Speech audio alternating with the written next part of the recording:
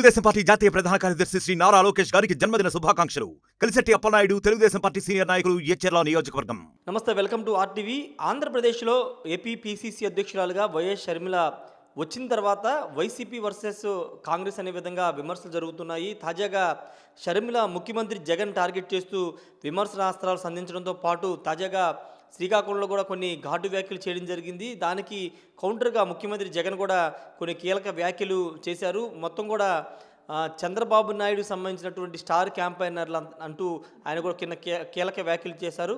ప్రస్తుతం ఈ అంశాల మీద మనతో మాట్లాడడానికి వైసీపీ నేత లక్ష్మీ భారత్ ఉన్నారు. మాట్లాడదాం. మేడం నమస్తే. మేడం ఎలా చూస్తారు? షర్మిల ఆంధ్రప్రదేశ్కి వచ్చారు. వచ్చిన తర్వాత మీ అధినేత మీ ముఖ్యమంత్రిని విమర్శలు సంధిస్తున్నారు. అభివృద్ధి చేయలేదు, ప్రత్యేక హోదా బీజేపీకి తాకట్టు పెట్టారని ఒక వ్యాఖ్యలు చేస్తున్నారు. మీరు ఎలా చూస్తారు? ఇప్పుడు ఈ స్క్రిప్ట్ అనేది మాకు అలవాటు అయిపోయింది.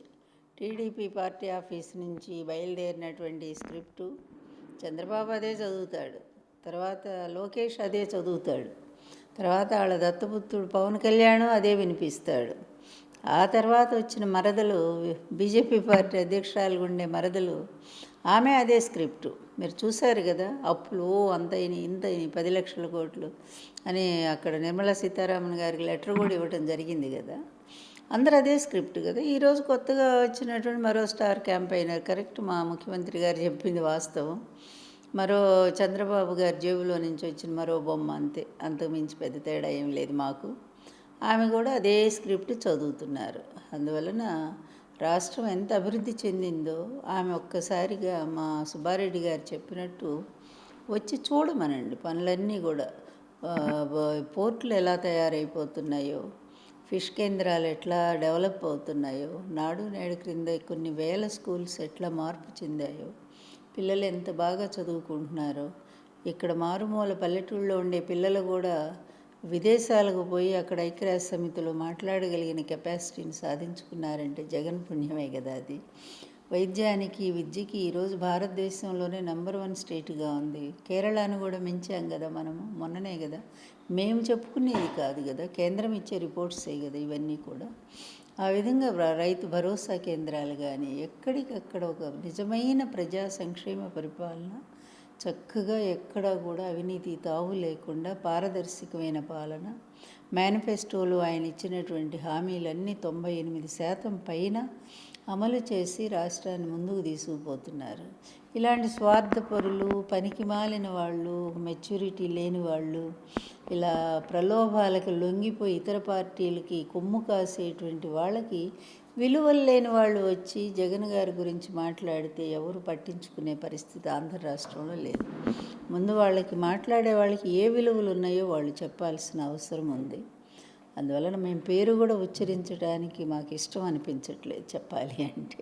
రాజశేఖర రెడ్డి వారసురాళ్ళు తానే, ఆయన ఆశయాల్ని తానే కొనసాగిస్తానని చెబుతున్నారు. రాహుల్ గాంధీని ప్రధాని చేయాలని రాజశేఖర రెడ్డి ఆఖరి కోరిక, ఆ కోరిక నెరవేరడం కోసం నేను పోరాడుతానంటూ మాట్లాడాను. ఇది రాజకీయ నాయకులు కొంతమందికి సిగ్గు లేదంటానికి ఇలాంటి వ్యాఖ్యలే ఉదాహరణ. ఎందుకంటే ఇదే మాట ఆ రోజు చెప్పుంటే, ఎప్పుడు తండ్రి చనిపోయిన వెంటనే నేను కాంగ్రెస్ పార్టీలోనే కొనసాగుతాను కేవీపీ లాగా, అట్లాగే అక్కడే ఉంటాను, ఎందుకంటే మా నాన్నగారు ఆశయము రాహుల్ గాంధీని ప్రైమ్ మినిస్టర్ చేయటం అని ఉంటే నిజంగా ఈమెకు ఒక సిద్ధాంతం, ఆశయం ఉందని మనం అనుకునేవాళ్ళం. అలా కాకుండా కాంగ్రెస్ నానాభూతులు తిట్టి మొన్నటిదాకా తిడతానే ఉందిగా.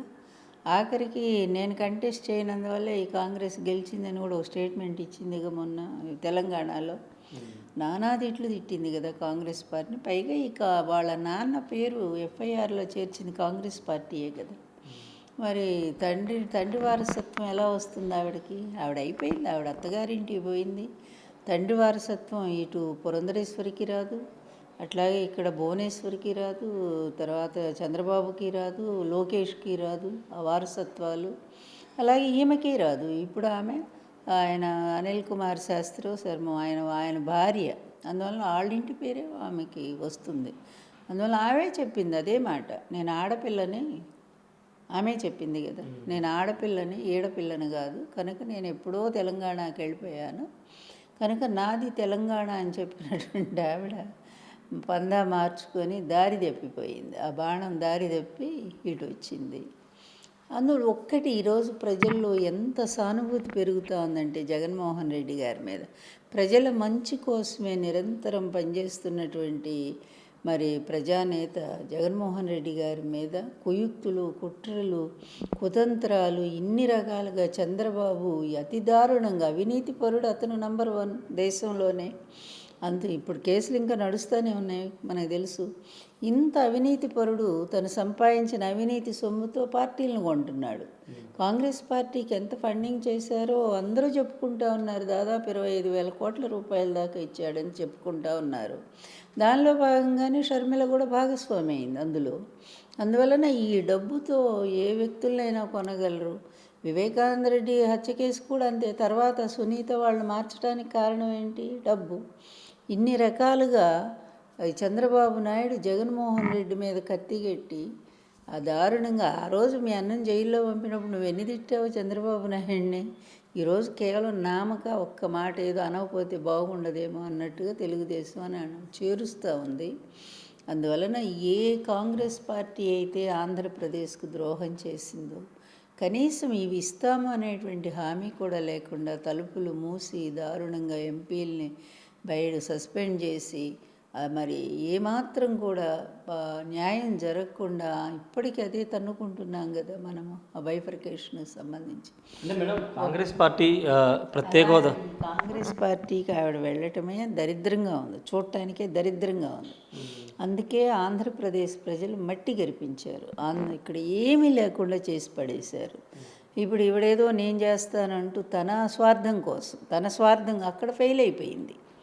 ఆవిడ అక్కడ సక్సెస్ అయ్యి ఉంటే కనీసం ఆవిడ పట్టుదల ఏంటో ఒక్క సీట్ అన్న కంటెస్ట్ చేసి తనకి ఎంత శాతం ఓటింగ్ వచ్చిందో ప్రజల్లో తన బలం ఏంటో నిరూపించుకొని అప్పుడు అక్కడి నుంచి ఇక్కడికి వచ్చాను అంటే బాగుంటుంది. ఏమీ లేని పార్టీ, ఎన్నికల్లో కంటెస్ట్ చేయని పార్టీని మర్జీ చేసి రావటం అంటేనే పెద్ద హాస్యాస్పదంగా అనిపిస్తూ ఉంది. అంటే ఇప్పుడు షర్మిల రాక వెనక చంద్రబాబు ఉన్నాడనేది మీరు ఆరోపణ? ఉన్నారు, అందరూ ఓపెన్. ఇందులో ఏంది, కేవీపీ ఎవరితో టచ్లో ఉన్నారు? చంద్రబాబు నాయుడు, డీకే శివకుమార్ మాట్లాడుకోవటం అందరం చూసాం కదా, పక్కకు పోయి మాట్లాడుకోవటం. అలాగే డీకే దగ్గరికి షర్మిలను పంపింది ఎవరు? ఇతను ఏబిఎన్ రాధాకృష్ణ 1 year బ్యాకే షర్మిలతో ఒక ఇంటర్వ్యూ చేసి ఆ రోజే ఆయన అనౌన్స్ చేశాడు ఈమె ఆంధ్రప్రదేశ్ ప్రెసిడెంట్గా వెళ్ళబోతోంది కాంగ్రెస్ పార్టీకి అని చెప్పి. అంటే వీళ్ళందరిది ఎప్పుడూ అనేది చాలా క్లియర్గా ఉంది కదా, వీళ్ళందరూ నడిపిస్తున్నారనే మాట. అది ఎవరు? చంద్రబాబే మొత్తం కూడా. ఈరోజు బీజేపీ పార్టీలో పంపినా చంద్రబాబే, అతని కోవట్లే ఉంటారు. కాంగ్రెస్ పార్టీ అంతా అతని కోవట్లు మయమైపోయింది. అందువల్ల కమ్యూనిస్టులో అతని వాళ్ళే ఉంటారు. ఇతను ఏంటంటే తెలుగుదేశం పార్టీని ఈ విధంగా ఇతర పార్టీలు కోవట్లను తయారు చేయడానికి ఉపయోగించుకుంటా ఉన్నాడు అతని స్వార్థం కోసం. షర్మిల కూడా ఈరోజు అంతే, చంద్రబాబు నాయుడు కోవట్లు. అంటే కాంగ్రెస్ పార్టీలో ఉన్నటువంటి నేతలంతా 10 ఏళ్ళుగా వేరే వేరే పార్టీలోకి వెళ్ళిపోయారు. ఇప్పుడు కాంగ్రెస్ పార్టీకి మరోసారి షర్మిల రాకతో అందరూ కూడా ఖచ్చితంగా అందరూ వచ్చేస్తారనే ఒక కామెంట్ కూడా చేస్తున్నారు. ఏమో వచ్చినప్పుడు చూద్దాం, ఎలక్షన్ తర్వాత చెప్తాంగా ఏ సంగతి ఏమిటనేది. వెయిట్ అండ్ సీ, కొంచెం సమయమే ఉంది. అందువల్ల ప్రగల్భాలు పలికే వాళ్ళంతా చతికిల పడ్డారు జగన్మోహన్ రెడ్డి గారి ముందు. అతని ధైర్యమే అతను నిలబెడుతోంది. ప్రజల మీద అతనికి ఉన్నటువంటి నమ్మకం, ఆత్మవిశ్వాసం, తను మంచి చేశాననేటువంటి ఆ నమ్మకంతో అతను ముందుకు పోతున్నాడు. నిజంగా కూడా చేశాడు. ఏనాడు రానటువంటి ఒక సామాజిక విప్లవం ఆంధ్రప్రదేశ్లో ఈరోజు ఉంది. రైతు వర్గాల్ని కానీ, కింద అణగారిన వర్గాల్ని కానీ అన్నిట్లో సమాన ప్రాధాన్యత ఇస్తూ ఇంత గౌరవించిన ముఖ్యమంత్రి అనేది గతంలో ఎప్పుడూ చూడలేదు. ఈరోజు చూస్తున్నారు ప్రజలు, ఎంతో ఆనందపడుతున్నారు. దాదాపు 22 లక్షల ఇళ్ళు, మరి కొన్ని లక్షల ఆస్తి పేదవాళ్ళ సొంతం చేయబోతున్నాడు. ఇన్ని మంచి పనులు చేసేటువంటి వ్యక్తిని విమర్శించడం అంటే అది ఎట్లా ఉంటుందంటే దెయ్యాలు వేదాలు మాట్లాడినట్టే ఉంటుంది. అంటే షర్మిల ప్రభావం ఏమి ఉండదు అనుకుంటున్నారు? ఆమె 170 నియోజకవర్గాల్లో పోటీ చేస్తాము, 25 పార్లమెంటు కూడా పోటీ చేస్తామని చెప్తున్నారు.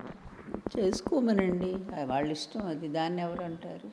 మేమేం చెయ్యొద్దని మేమెందుకు చెప్తాము? ఇప్పుడు కాంగ్రెస్ పార్టీ ఉంది కానీ చేసుకోమనండి. అది ఎట్లా జరుగుతుందో మాకు తెలుసు. ఏంటంటే జగన్మోహన్ రెడ్డి గారు ఓటు చేల్చాలనే చంద్రబాబు కుట్రకి అది ఒక ప్లాన్ అంతే. ఆ కుట్రలో భాగంగానే ఇప్పుడు తెలుగుదేశంలో సీటు రాని వాళ్ళని వీళ్ళని అందరినీ, లేకపోతే ఇందులో అసంతృప్తులను వాళ్ళందరినీ కూడా పిలిచి సీట్లు ఇస్తారు, జరిగేది అది. ఇంకొక విషయం, మొన్న ఎన్టీఆర్ ఘాట్లో జరిగిన ఇష్యూ గురించి ఫ్లెక్సీలు తొలగింపుకు సంబంధించి బాలకృష్ణ ఎన్టీఆర్ ఫ్లెక్సీలు తొలగించాలని చెప్పడాన్ని మీరు ఎలా చూస్తారు? మీరు కూడా ఆ రోజు అక్కడ వెళ్ళి నివాళులు అర్పించారు. నేనున్నాను అక్కడ. ఆ సమయంలో పాపం జూనియర్ ఎన్టీఆర్ అభిమానులంతా వచ్చి నాకే చెప్పారు బాధపడుతూ, మేడం ఎంతో కష్టపడి మహబూబ్ నగర్ నుంచి వచ్చాము మేము, చూడండి పెట్టుకున్నాం మేము మా నాయకుడి మీద ప్రేమతో, మా హీరో మీద, ఇలా బాలకృష్ణ గారు రాగానే తీయించేశారని చెప్పి బాధపడ్డాము. ఎందుకంటే ఎన్టీఆర్ కుటుంబం పేరు ఎవరికి వచ్చింది? జూనియర్ ఎన్టీఆర్కి, అంతే కదా. నందమూరే కదా అతను, నందమూరి తారక రామారావు. అతను పెట్టుకోవడానికి హక్కు లేదంటే అది అంతకంటే హేయమైంది ఇంకొకటి ఉండదు కదా. బాలకృష్ణ కంప్లీట్ ఈరోజు చంద్రబాబు చేతిలో మరి తన అల్లుడు ముఖ్యమంత్రి కావాలనే ఒక ఆశయంతో పనిచేస్తున్నాడు. అడుగడుగుననేమో తెలుగుదేశం వాళ్ళు కానీ, తెలుగుదేశం పార్టీ అభిమానులు కానీ జూనియర్ ఎన్టీఆర్ పేరు తలుస్తూ ఉన్నారు. అతను వస్తే బాగుంటుందని. అది వాళ్ళు తట్టుకోలేకపోతున్నారు, ఈర్ష్యతో మండిపోతూ ఉన్నారు. అందుకనే ఈరోజు అసలు అతని పేరు వినటానికి కూడా వాళ్ళు ఇష్టపడలేదు. రెండవది ఇదేంటంటే లోపల అసలు కూతురికి ఏమి హక్కు లేదుగా తండ్రి పేరు వాడుకోవటానికి. భువనేశ్వరికి లోపల చూస్తే అన్నీ ఆమెయే ఉన్నాయి, ఆమె ఫోటోలే. భువనేశ్వరి ఎన్టీఆర్ ఫోటో, మరి ఆమె పెట్టుకోవచ్చా? మరి అవి కూడా తొలగించమని చెప్పుంటే బ్యాలెన్స్ ఉండేది కదా బాలకృష్ణకి. ఒక్క జూనియర్ ఎన్టీఆర్ ఫ్లెక్సీ ఎందుకు తొలగించాలి? అసలు నందమూరి అని పేరున్న అబ్బాయి ఫ్లెక్సీలు తొలగించడం ఏంటి? నందమూరి కాకుండా నారా ఇంటి కోడలైనటువంటి భువనేశ్వరి ఫోటోలను యాక్సెప్ట్ చేయటం ఏంటి? అందువల్ల ఈ దరిద్రమైనటువంటి వ్యవస్థ, ఈ కుటుంబంలో ఎన్టీఆర్ గారు వెన్నుపోటు దగ్గర నుంచి నేను చూస్తూనే ఉన్నాను. వీళ్ళ అరాచకాలు, వీళ్ళ అనైతికమైనటువంటి విధానాలు, వీళ్ళ సంకుచితత్వం, అహంకారం, వీళ్ళ ద్వేషం, ఈర్ష్య, ఇలాంటి వాటన్నిటికి కూడా నేను బలైపోయాను. ఈరోజు ఆ అబ్బాయిని బలి చేస్తున్నారు అంతే. అంటే చంద్రబాబు జైల్లో ఉన్నప్పుడు జూనియర్ ఎన్టీఆర్ కనీసం స్పందించలేదు, ఒక ట్వీట్ కూడా చేయలేదు. ఆ టైంలో పట్టించుకొని ఎన్టీఆర్కి ఇప్పుడు ఏ విధంగా నివాళులు అర్పించే అర్హత ఉంటుందని ఒక కామెంట్ చాలామంది. అసలు చంద్రబాబుకేను ఎన్టీఆర్కి సంబంధం ఏంటి నేను అడుగుతున్నాను. అల్లుడు కానీ అతను ఎంత ఘోరంగా చేశాడు. ఆ మామనే కదా చంపేశాడు. రాజకీయమైనటువంటి కుట్రతో ఆయన చనిపోయేట్టు చేసింది అదే చంద్రబాబు కదా. అట్లాంటి చంద్రబాబుకి, చంద్రబాబు భార్యకి, ఆయన కొడుకు ఏమైనా నైతిక హక్కు ఉందా ఘాటుకు రావటానికి? జూనియర్ ఎన్టీఆర్కి చేసిన ద్రోహం ఏముంది? అతనేమీ చేయలేదు కదా. ఇంకా తాత పేరు నిలబెడతా ఉన్నాడు. ఆ పోలికలు వచ్చినాయి, ఆయనలాగా మంచి యాక్టింగ్ చేస్తూ ఉన్నాడు. ఆస్కార్ అవార్డు ఆ పిక్చర్లో కూడా యాక్ట్ చేశాడు. అంత గొప్ప స్థాయికి తాత పేరు నిలబెడుతుంది ఆ అబ్బాయి కదా. అలాంటిది చంద్రబాబుకి ఏమాత్రం నైతిక హక్కు లేదు. అతనితో వియ్యమందినటువంటి బాలకృష్ణకు కూడా నైతిక హక్కు లేదు. నిజం చెప్పాలంటే అతనితో 1000 మంది వాళ్ళకి సపోర్ట్ చేసుకున్న బాలకృష్ణ కూడా అక్కడికి పోకూడదు. నీ తండ్రిని దుర్మార్గంగా, అతి కిరాతకంగా అవమానించిన ఒక దుర్మార్గుడితో 1000 మందినటువంటి నువ్వు, నీకే విధమైన నైతిక హక్కు ఉంటుంది అక్కడికి పోవటానికి? ఉంటే అతనికే ఉంది, నాకుంది, అతనికే ఉంది చెప్పాలండి. ఇంకా ఈ కుటుంబ సభ్యులకి ఎవరికీ లేదు అసలు అక్కడికి పోవటానికి కూడా. ఘాటుకి వాళ్ళ రాక వల్ల అపవిత్రం అయిపోయింది అక్కడ ఎన్టీఆర్ ఘాటు కూడా. Okay madam, thank you. మొత్తంగా ఒకటే చెప్తున్నారు, షర్మిల మొత్తం కూడా చంద్రబాబు డైరెక్షన్లోనే, షర్మిల కానీ భువనేశ్వరి వీళ్ళంతా చంద్రబాబు డైరెక్షన్లోనే పనిచేస్తున్నారు. చంద్రబాబు డైరెక్షన్లోనే వీళ్ళంతా ఆంధ్రప్రదేశ్కి వచ్చారని లక్ష్మీపార్వతి చెప్తున్నారు. కానీ జగన్మోహన్ రెడ్డి ఒక్కరిగానే పోరాటం చేస్తారు, ఒక్కరిగానే గెలుస్తారని కూడా లక్ష్మీపార్వతి చెప్తున్నారు. ఎన్టీఆర్కి నివాళులర్పించే అర్హత జూనియర్ ఎన్టీఆర్కి ఉంది, ఆయన వారసుడిగా ఆయనకి అర్హత ఉంది. చంద్రబాబు కానీ బాలకృష్ణ వీళ్ళెవరికి కూడా అర్హత లేదని లక్ష్మీపార్వతి చెప్తున్నారు. Camera person ప్రసాద్తో Rayesh RTV, Mangalagiri నుండి. మరిన్ని వీడియోస్ కోసం ఛానల్ ని సబ్స్క్రైబ్ చేయండి, లేటెస్ట్ అప్డేట్స్ కోసం వాట్సాప్ ఛానల్ ని ఫాలో చేయండి, అండ్ లింక్ డిస్క్రిప్షన్ లో ఉంది.